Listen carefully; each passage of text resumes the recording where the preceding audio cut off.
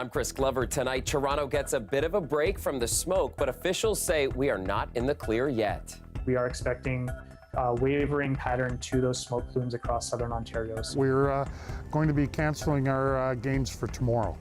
The latest on the conditions in the coming days and how more sports and activities have been canceled.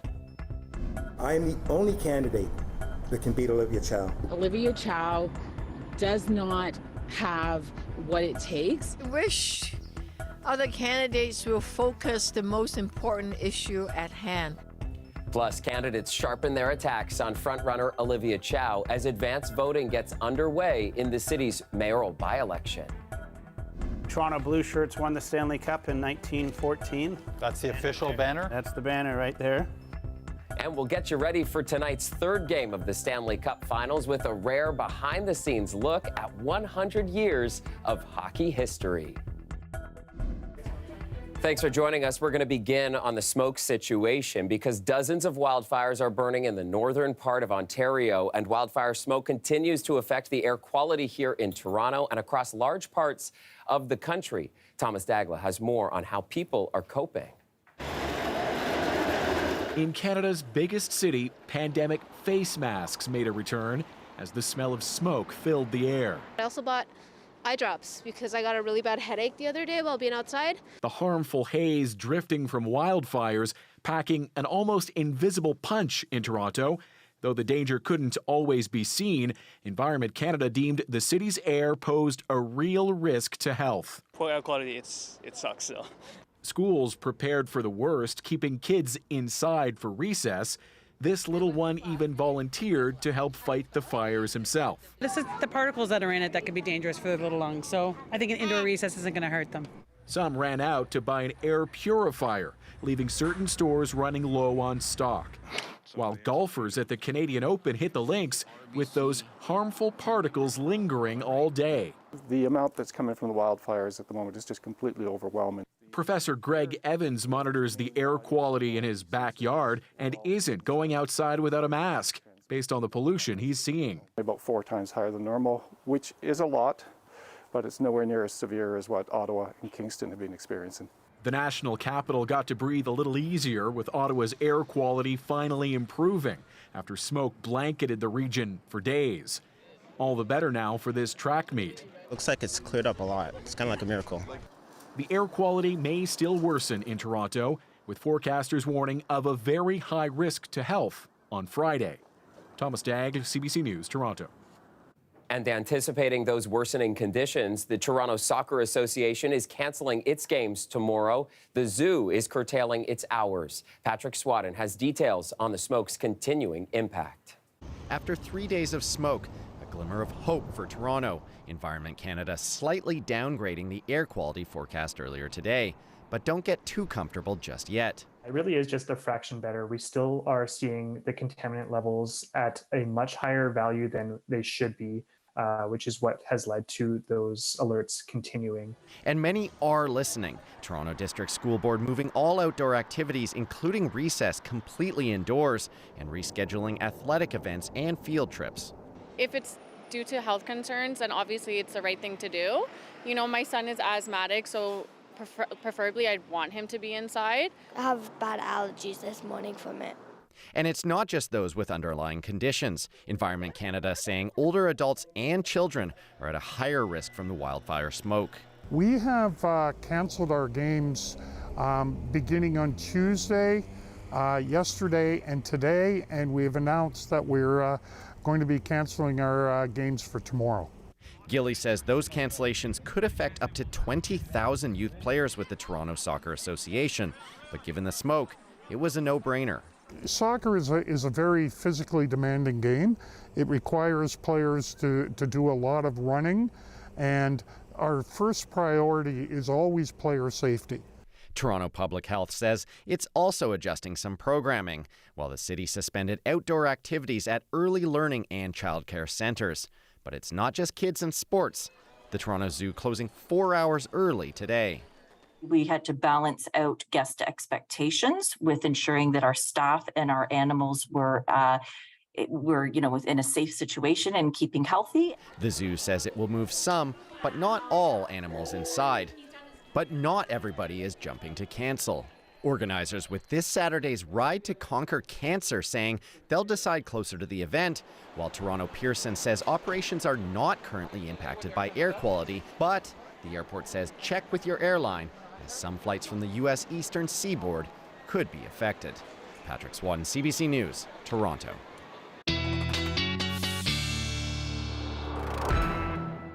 Let's get Colette into the picture now. And Colette, a bit of an improved situation today. I know we're not out of the concern yet, but as I was walking outside, I was curious what the impact of the rain that was falling on my head might be having on the smoke conditions here in the city. Yeah, and it's such an excellent question, and it does have an impact, and it is a positive one in terms of what we're seeing, not just the rain itself, but the clouds that rain is falling from, because those clouds are kind of providing a barrier between the smoke in the upper atmosphere and it getting down closer to the surface. And that's why today things weren't quite as bad as anticipated. We are still in the special air quality statement. You'll notice, though, it was dropped further to the east, and they've seen a lot of improvement in the nation's capital, Cornwall, Brockville, towards Kingston, all of these regions and beyond. So there are the clouds and some of those rain showers coming through. Not a lot to it, not terribly well organized. We have had a very dry run, and we really do need this rainfall. We'll get into more of a steady soaking rain towards the end of the weekend and into Monday, but off and on we have some of these showers in the forecast prior to that, and so you're seeing that here. And just looking at the coloration you see here is the smoke near the surface, and then the AQHI are the numbers I put on here, the Air Quality Health Index. Look how low they are now, Belleville and Peterborough, and you see it, it goes right along with where that smoke is. Toronto, we're still at a 5, although that's downtown. Other areas are 3 and 4 around the city. Brampton coming towards 5, and Mississauga, that region, 4 for Kitchener, 5 for Brantford. These are all moderate, is the point I'm making. That could still creep up to high, but it looks like we've been able to hold it at bay today instead of it going up to the 7 or 8 that was forecast, Chris. So I'll have much more on this and where we're going from here, because there are changes coming when I come back. Yeah, fascinating intel and a very busy day for you, Colette. Thank you so much. Yes, it is. You're welcome. Is now underway for Toronto's mayoral by-election, and with less than 3 weeks to go in the campaign, not surprisingly, a number of candidates set their sights on the front-running Olivia Chow today. Ali Chiasson has the latest from the campaign trail. Are you ready for democracy? I wanted to, come out to the polling stations, beat the quote-unquote, I like to call it the Christmas rush. Advanced polls are good for that. I knew who I was going to vote for. They're also great if you know what you're voting for. As we can see today, or the past few days, it's important. Today, the candidates were out pitching even more reasons for you to advance vote for them. This election is too critical to ignore. I am the only candidate that can beat Olivia Chow. The Mark Saunders campaign announced they were making a bold move, launching a campaign against current frontrunner Olivia Chow, even asking the other candidates to back him. I am making a united call asking everyone to work together to stop Olivia Chow. That's a bold move, all right. Any takers? I don't believe that Mark Saunders is it. Anna Bailau says she is indeed it. I know that I have the momentum while he has a website. The Bradford campaign is unfazed. It's a campaign that hasn't been going anywhere for the past 3 months and won't be for the next 3 weeks. Matlow says they both have flaws. So Mark Saunders can point a finger at Olivia Chow, and Olivia Chow can point a finger at Mark Saunders. My focus is forward. What does Chow make of all this? I wish other candidates will focus the most important issue at hand. Headed into the backstretch of this campaign, that the many candidates who are chasing Olivia Chow are starting to press some pretty, well, let's say desperate buttons to try to draw attention to themselves. Who might have the better chance at least closing the gap? You don't have to look left and right to find. Anna Bailau, you could say, represents the center of the political spectrum. So on the face of it, you could be identifying that she could draw from both to her right and to her left to mobilize support, a stronger challenge to Olivia Chow. Toronto has a tough decision to make, but you can make it now. Advanced polls are open today through to the 13th. Ali Chiasson, CBC News, Toronto. As politicians at Queen's Park head off on their summer recess, the opposition NDP taking some parting shots at Premier Doug Ford over his handling of a range of issues. We've got a non-existent climate plan while communities are dealing with the most severe forest fire season we've ever experienced. We have emergency rooms closing while this government takes healthcare workers to court. A broken transit system held hostage by private contractors. In one word, 670,000 people are putting food on their table, paying a mortgage, buying a home, because we created the climate and the conditions. Order. My Minister of Economic Development sends me a list every single night of companies coming in from all over the world. Mr. Speaker, I have an opportunity to speak to governors and ambassadors all over the world. They're saying, what are you doing in Ontario? You're on fire. You're leading the world. And that comment from the Premier drawing heckles from members of the opposition as the province deals with dozens of active wildfires. The legislature isn't scheduled to sit again until September. Now, today's final session did bring some positive news for early childhood educators, with word the province is set to boost their wages in a bid to ease staff shortages. Wages is an important part of how we can incentivize and retain the workforce to stay within our childcare centres, nonprofit and for-profit, and other ways we can further advertise and market these as viable careers for young people and for new Canadians and for others. Ontario committed in its deal with the federal government on $10 a day childcare to set a wage floor of $18 an hour in 2022 and increase it by $1 a year up to $25. But the education minister said he is listening to calls to go beyond that.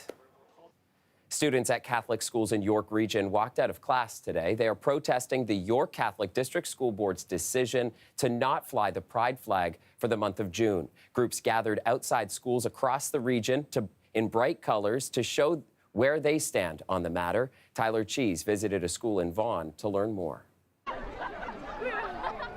Students at St. Elizabeth Catholic High School gathered in a nearby park for today's walkout. They're protesting last week's York Catholic District School Board vote against flying the Pride flag at its Catholic Education Centre. The children of the school board deserve to have the rights that anyone in the public school board, the Toronto Catholic School Board, we're the only school board in all of Southern Ontario who does not fly this flag, and it is not fair to the students. A rival group of students gathered nearby in opposition, but overall the walkout took place without conflict, with the school's principal on hand to ensure student safety. St. Elizabeth's was just one of many York Region schools holding walkouts today. We wanted to show the YCDSB that you can't silence your students and you can't not listen to student voices. We want action, and we want the board to support their 2S LGBTQ+ students openly. We don't want it to be just behind closed doors or no outward representation for us. We want visibility and we want respect.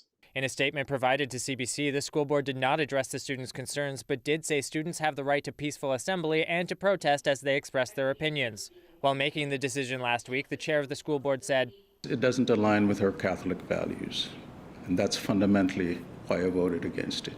The move follows months of tense board meetings where advocates and critics have clashed. Local advocates have been critical of the board's decision. The Pride flag and raising it is a symbol of affirmation for the community, but it's also a commitment to institutions or from institutions like York Catholic to do better, and clearly they don't want to hold themselves accountable to that standard. Even Prime Minister Justin Trudeau felt the need to speak on the topic at today's Pride flag raising in Ottawa. In too many places, it's kids who have to fight to have the Pride flag raised. And in some places, it's been denied. Well, to those kids, I'm here to say that even though the flag may not fly at your school, know that it proudly flies here in your seat of government. Student organizers say they'll continue to fight and hope to make positive change for students who come after them. Tyler Cheese, CBC News, Vaughan. A tragic update now to a fatal Brampton fire from last week. A 3-year-old who was originally listed in stable condition has now died. OFM investigators have completed their scene examination, and I can confirm that there were no working smoke alarms on the first story or in the basement, where the family involved lived. Tragically, we lost a mother, and it pains me terribly to update that the child involved in this fire has also passed. Crews were called to reports of a fire at a home in the area of Jade and Jayfield just before 11 last Friday night. One other adult is still in hospital with serious injuries, and investigators say there were no working smoke alarms in the first story of the home where the family lived. The cause of the fire is still under investigation, and officials say it could take months. To Mississauga, where one woman is dead and several others are injured after an 8-vehicle collision this morning. This morning we received a call for a collision at around 9:35 a.m. at Rexdale Road and Derry Road here in Mississauga. It was for multiple vehicles that were involved. Initially we heard 3 or 4, and we have confirmed since then that it is 8 vehicles that were involved. Video footage shows a My Way bus failing to stop at a red light, causing a chain reaction of collisions. A driver was transported to a hospital with life-threatening injuries, where she was later pronounced dead. 8 others were taken to hospital with non-life-threatening injuries. The investigation on that one continues as well. The Toronto Holocaust Museum will be opening its doors on Friday, a first of its kind for the city. It's very important for the young people to remember what happened or to learn what happened, because they don't have the memory. And it is important to remember because it can happen again. It's happening today. Designed for the post-survivor era, the museum is well-equipped with advanced technology featuring an augmented reality experience and an interactive inquiry-based approach. This is all to make sure Holocaust survivor stories continue to be shared forever.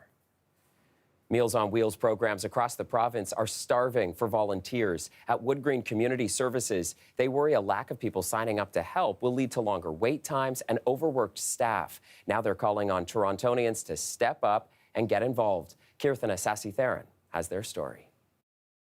I enjoy driving and I like working with people. Garnet Ward has been volunteering with Woodgreen's Meals on Wheels program for 8 years.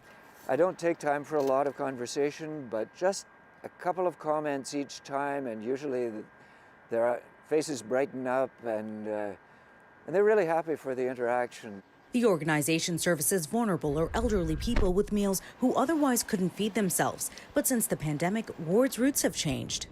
I used to have routes that were normally 10 deliveries, 12 deliveries, and then it got up to 21 for a little while, and they managed to cut it back to 16. Today I think I'm at 18 or 19. So that becomes difficult because it's hard to keep the meals hot to the end of the route.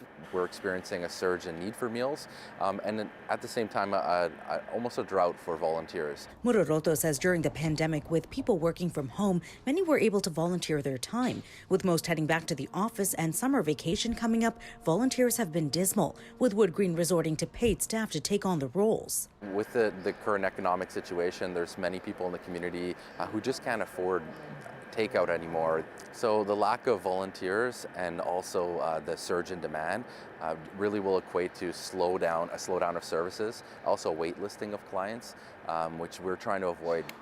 How are you doing today? Dennis Graham says volunteers take care of him. They kept me alive. There's more people that need to get in touch with Meals on Wheels. There's a few people in this building that need Meals on Wheels. They're starving. The organization has had to consolidate routes, which has meant longer days for volunteers and staff. Muroroto says they're willing to work with people's schedule to bring more volunteers on board. Typically the shift will be from 10:30 till 12:30, navigating the streets of Toronto and finding the addresses which they need to deliver to, and then returning back at the end of the day with any updates. It could be one day a week, it could also be one day a month. The volunteers just offer more than just a delivery service, and that's the unique value of a community service. Kirthana Sassi-Theron, CBC. Right here in the burbs, there's a potential solution to Toronto's housing crisis. Street after street of single-unit homes ripe for a reno. Take one low-rise home and morph it into a duplex, triplex, or fourplex. In the past, multiplexes have only been allowed in 12% of the city, but now the council has approved them in all residential zoned areas. Can allowing multiplexes all over Toronto help ease skyrocketing rents by creating extra housing? All right, let's get the obvious out of the way first. Even if all 25 houses on this street converted from 1 to 4 units, that's still only 100 homes. Nowhere near the number a giant like this will add. Still, the city has a target of 285,000 homes by 2031. Part of a mission to catch up after decades of building too few. And city staff estimate if we continue building the way we have been, we'll end up 125,000 short. It's because of how the city grew after the Second World War and through the 80s, spreading relentlessly flat and outwards. But that sprawl is not just a Toronto thing. Other Canadian cities have tried multiplex changes, but too recently to get much data from. So turning to examples in the U.S., in 2018, Minneapolis ended single-family zoning, allowing for citywide multiplexes. In Portland, new zoning allowing for more multiplexes took effect in 2021. It only added up to 300 homes in the first year in Portland, but the rents did chill out. In Portland and Minneapolis, rents have been growing well below the national average. So back here in Toronto, concerns over falling property values, parking shortages, and diminished neighborhood character have stretched this debate on for years. But now that we have tens of thousands of potential homes that could become multiplexes all over the city, who's going to actually make that happen? Investors will have to find the sweet spot, balancing construction costs with rent. It could cost hundreds of thousands of dollars to move windows, add entrances, and dig out a basement. That's where a hot rental market like Toronto's can help. The more a landlord can charge tenants, the faster they can start making a return on their investment. But with interest rates as high as they are, the cost of borrowing might also hold people back. The city says it doesn't have a target for how many units the multiplex move will create, but based off of historical rates of multiplex conversions in areas where it's already allowed, the city says it's expecting incremental growth. So for this strategy to work, people or developers are going to have to take the city up on what's now allowed, but nobody's kidding themselves. This multiplex plan was only ever meant to be part of the... Welcome back. There are nearly 440 wildfires across Canada. 250 are burning out of control. Flames have destroyed more than 40,000 square kilometers of land across the country. That is an area about the size of Switzerland. Now, Quebec is at the center of the crisis, where authorities say it's the worst fire season on record. We have today 13,500 people that have been evacuated. We think that it'll be stable in the next few days. There are nearly 100 uncontained fires burning in Quebec. Crews are arriving from Atlantic provinces, the U.S., and France to assist. In Ontario, dozens of wildfires are burning in the northern part of the province. On the west coast, British Columbia is reporting more than 80 fires. Firefighters are battling 2 out-of-control fires east of Vancouver and a blaze on Vancouver Island. Now, a bit of relief on the East Coast. Nova Scotia, evacuation orders are being lifted for thousands of people in the Halifax area. Smoke from the Canadian wildfires continues to drift south, blanketing parts of the northeastern United States in a thick haze. The low visibility, you can see it here on this live shot, is causing some flight delays, and the air pollution has prompted officials in New York City to distribute N95 masks to residents. Chris Reyes is in New York for us and has this report. Over the last couple of days, New York City has had the worst air quality in the world, but conditions are improving, and the skyline behind me gives you a sense of that. This is downtown Manhattan on the East River, and you can very clearly make out the buildings, which was certainly not the case yesterday when the city was engulfed in this very thick smoke. The haze is not as thick today. There's a lingering smell of smoke, but it's not as strong. Some stinging in the eyes, and that's why you're still getting some urgent warnings from New York City's Mayor Eric Adams. He's telling residents to make sure that they limit their outdoor activities, to pick up an N95 mask at a local fire department, to definitely wear it if they're spending any prolonged time outdoors. These crises that we're facing around our health is something we're going to have to deal with. Climate change is real, and we must be prepared as we are dealing with the issues that come from climate change. This morning, flights were grounded at LaGuardia and Newark airports because of poor visibility. And even though that's been lifted, that happened yesterday as well. So there's now this backlog of delays. Take a look at this time lapse. You know, yesterday in New York City also started with just that foggy white haze over the city and then progressively got worse and turned into this really deep orange. A lot of New Yorkers freaked out about that. If you take a look at the front page of the New York Post, over a photo of a hazy, orangey Manhattan, emblazoned in this big headline, it said, "Blame Canada." We talked to other New Yorkers for the reactions to these conditions. It's distressing. It's very distressing. And as far as Canada, no, I don't blame Canada. It was apocalyptic feeling. The orange and the almost steam. Yesterday was crazy. Today is actually pretty nice, which is why I'm walking. An air quality health advisory remains in effect for New York City until Thursday midnight. Chris Reyes, CBC News, New York.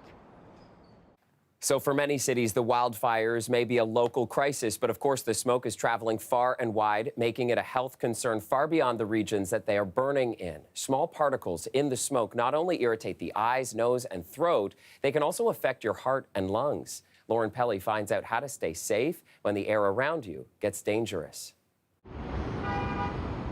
The scene in New York, apocalyptic. In Kingston, Ontario, putrid air. And in Toronto, the skyline is mostly smog. People here are feeling the burn. Most noticeable to me is my eyes are watering and they're stinging. Kind of feeling it in the throat a bit, little in the lungs. I am slightly asthmatic, so that's why I'm wearing the mask today. So what's the best way to protect yourself from toxic smoke? Air quality experts suggest taking cues from pandemic precautions. The same kind of filter people might have bought to remove COVID, from indoor spaces would be very effective at removing the particulate air pollution from forest fires. Those filters work best while you keep the windows closed to keep smoke particles out. If you have a large family room where most people are going together, maybe after dinner, then also place a portable air cleaner there. Experts say if you have to leave the house, keep it brief. You may still go outside for a walk, but avoid exertion.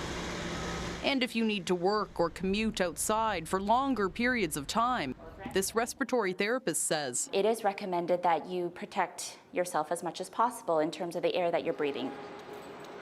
That means wearing a good quality mask, ideally an N95.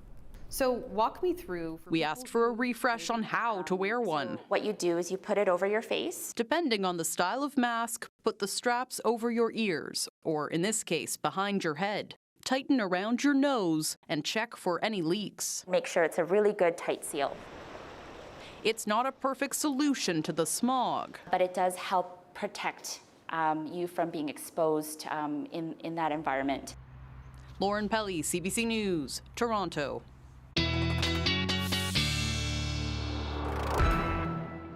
Colette, I have to admit, of all the things that I was worried about this month, this was not one of them. But it is very concerning when you see Lauren's piece and how seriously these medical professionals are telling us to take this smoke. Yeah, Chris, and it's a good point. You know, when I do the weather, generally I use products like this maybe a few times a year, and I've been using these almost daily here. We're coming up close to a month in terms of what we're looking at now. But because I don't use these all the time, just kind of a reminder to folks at home, maybe you're not as familiar with these as a satellite and a radar. So we're looking at smoke in the atmosphere with this one, but this can be not just at the surface, but in the upper atmosphere. And what I do want to point out is from these plumes in western Quebec, you can see the brightest white here, and it's just sort of pushes straight from there across towards New York City. But keeping in mind, it takes time to get there. It doesn't just happen and then it's there. This is from when these kind of exploded several days ago. And at that point, the winds were kind of aligned to push everything in that direction. The topography may play a little bit into it when it's getting trapped in some of these areas. But what I do know is that winds just push this along, and that's why they're seeing it so bad along the eastern seaboard. And it's been moving back and forth for us. So when we have a look, here's another product. This is kind of looking at smoke both at the surface but also pushing up into the atmosphere.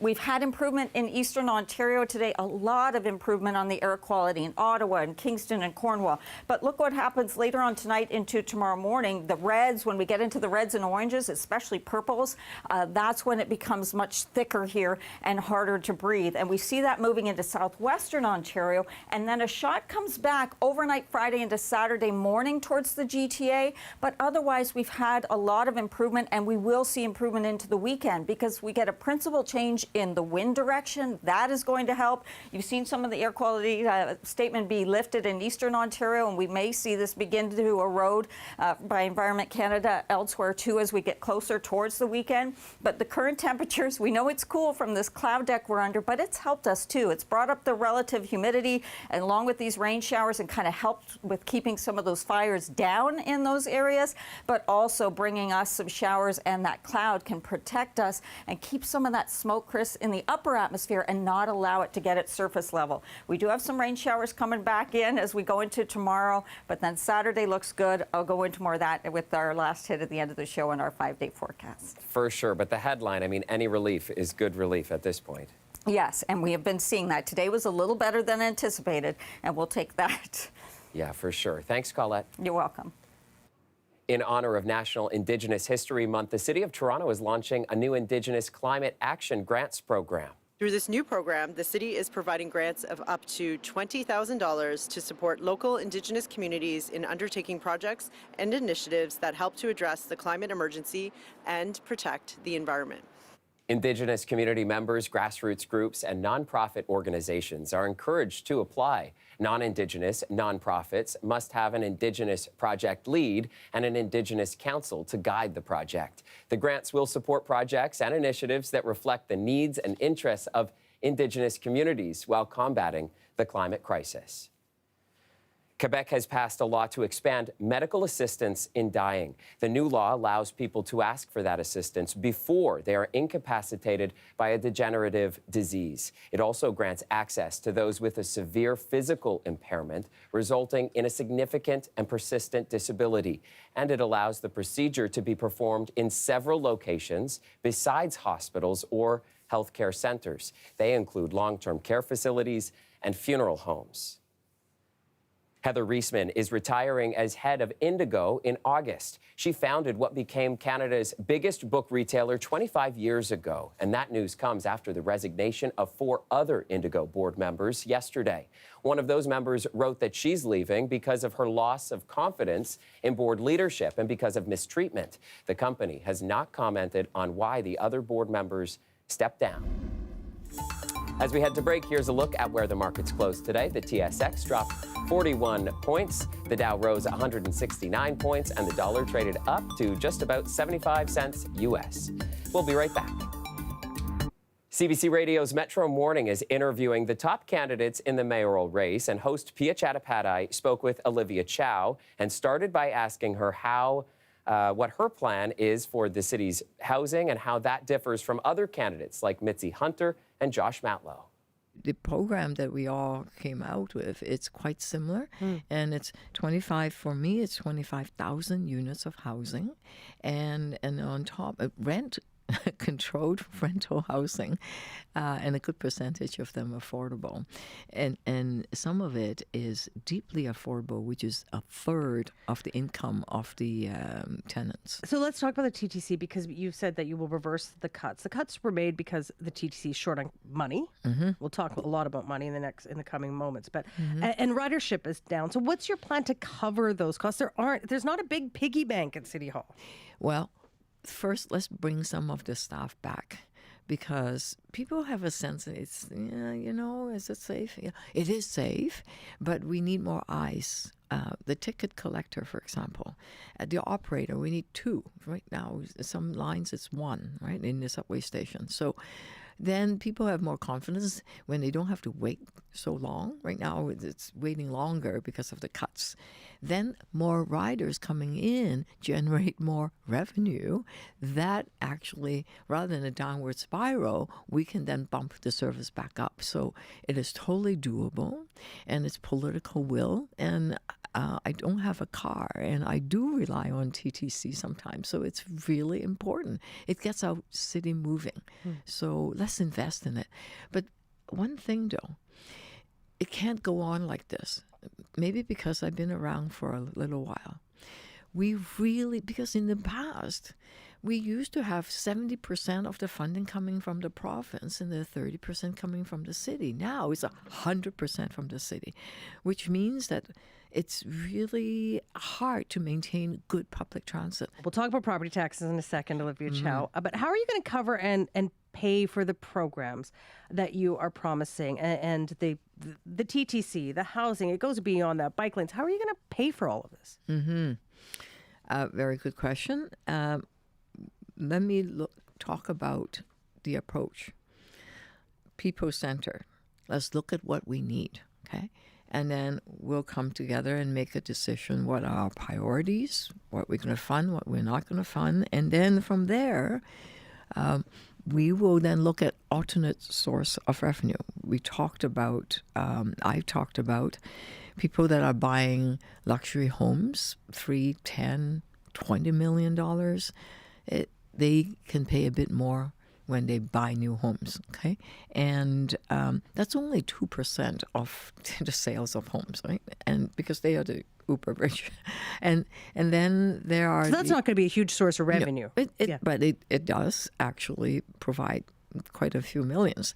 And then the land speculators that are leaving their homes and housing empty, let's have them pay a bit on the vacancy because we have a housing crisis. I'm upping that from 1% to 3%. That would net about $45 million.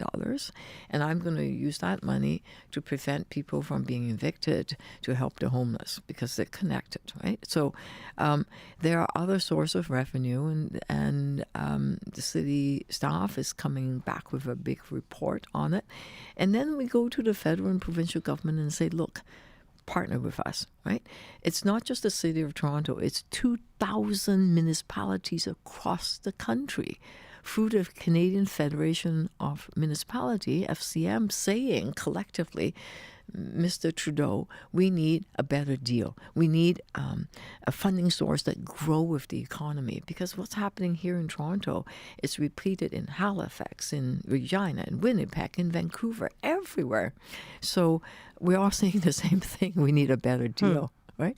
So at that point, then we look at what kind of property tax we need, right? And it'll be modest. Here's the thing, though. Someone has to vote on June 26th. Right. And if their central issue for them is, I want to know from all the candidates how much they're going to increase property taxes. I want that information because I want to decide. What do you say to them? Because you won't put a number on it. No, but what I've said is a modest increase, right? What does modest mean? It's not a number. So is there a ceiling?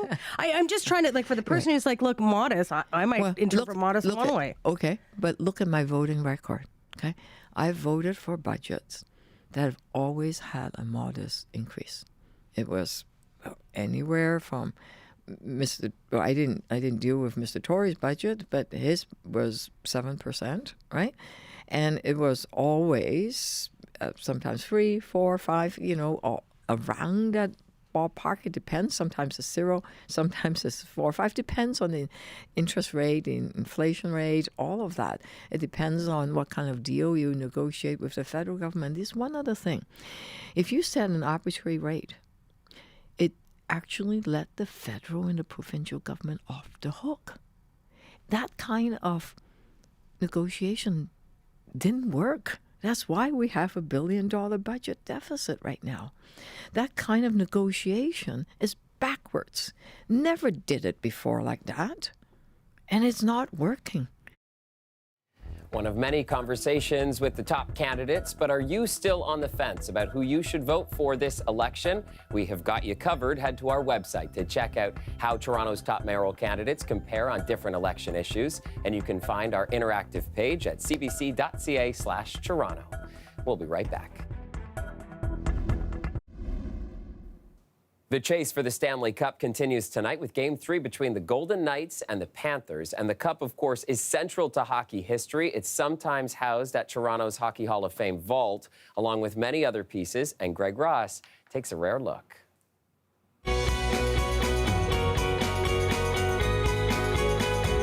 Sidney Crosby, game-worn gloves. This is the turn of the last century hockey stick. 1931-32 Leafs Stanley Cup commemorative puck. So this is the Hockey Hall of Fame archives. 18,000 square feet of hockey history, covering 96 countries, every league. We have 80,000 three-dimensional artifacts here. We have about 4 million negatives and videos. One of my favorite things here at the Hockey Hall of Fame archives is our stick rack. We have about 4,000 sticks, but the best part is right in the middle here, Wayne Gretzky milestone sticks. The impact of Gretzky at the Hockey Hall of Fame is unbelievable. Here's a 50th goal stick. So March 18th, 1986, against the Winnipeg Jets. You gonna let me touch one? Grab one and pull one out. Okay, man, I'm nervous to touch this. I'll do this one right here. Okay. 400th NHL point. 1981. Tell me about that bundle of sticks. Well, that bundle is 22 hockey sticks, 22 milestone sticks from the Edmonton Oilers. When we went to visit Walter years ago, he had started pulling the sticks out for the display, and in the corner of his closet, he had that wrap. So he pulled it out and he goes, "Oh, I must not have opened these." And he told us the story that he used to go to Edmonton. The equipment guys would give him the milestone sticks, and Walter would work with Air Canada, put it on the plane, fly Edmonton to Toronto, and drove to Brantford and put them away. And Walter forgot to open that one. So you've decided not to open that bundle, leave it the way that Walter With had Walter, it. yeah, Walter was in on the decision too. And I'm sure Wayne knows about it also. And so there could be some incredible milestone sticks in that bundle, but we just don't know. There are incredible milestone sticks, whether it's a 50-goal stick, whether it's a 100-point stick. Do you have to store all of this at a certain temperature? By all means. Humidity controlled, climate controlled, the lighting is controlled as well. And by doing all that, that's going to preserve these artifacts long after you and I are gone. The Victoria Cougars, who competed for the Stanley Cup in the 20s, they were not in the National Hockey League, they were in the PCHA, but there's their jersey. What year is this jersey from? This is 1923-24, so almost 100 years ago now. You can see what was repaired at the time. A lot of smaller holes would have happened. So some of the trophies we have out here, the Vezina Trophy for the best goalie, the James Norris Trophy for the best defenseman, President's Trophy for the team with the most points in the regular season, the Bill Masterson Trophy for preservation, and the Art Ross Trophy for the leading scorer in the regular season.